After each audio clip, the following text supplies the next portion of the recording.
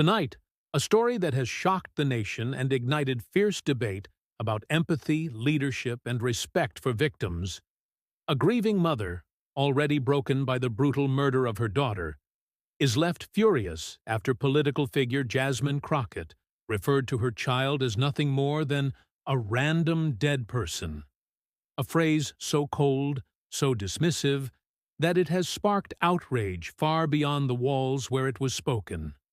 For the mother, this was not just an insult, but a wound reopened, a public erasure of her daughter's humanity, and in front of cameras she made it clear that her child's life was never random, that she was a daughter, a friend, a dreamer whose life was stolen too soon, and that no leader, regardless of party or position, has the right to speak of her or any victim in such callous terms.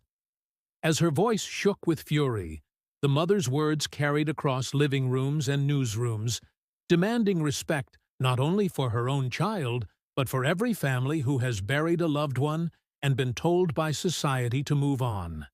And soon, her outrage became a rallying cry that millions connected with, exposing just how desensitized public discourse has become. Political commentators rushed in, some condemning Crockett's words as evidence of a wider disconnect between leaders and the people they represent, others trying to defend or soften the meaning. But few could deny the sting of those three words: random dead person. Words that reduced a vibrant human life to a disposable line in a debate.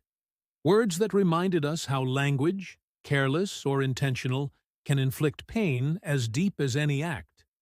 And as the debate swelled, so too did the questions. What kind of society are we becoming when leaders speak of the dead with such detachment? What message does it send to families who already carry unbearable grief?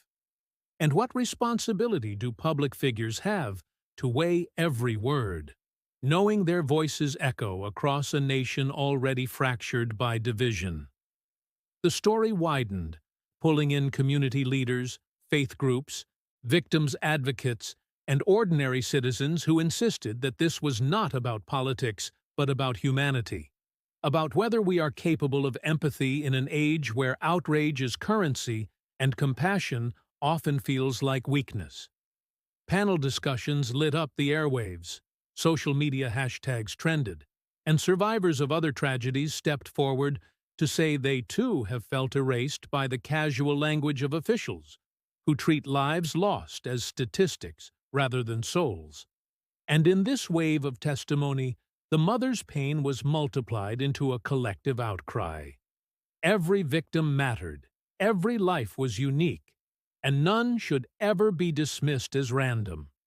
Yet while the outrage grew, Crockett herself faced mounting pressure, with critics demanding an apology, supporters insisting her words were mischaracterized, and neutral observers pointing out that in politics, perception often matters as much as intent, and the perception here was devastating.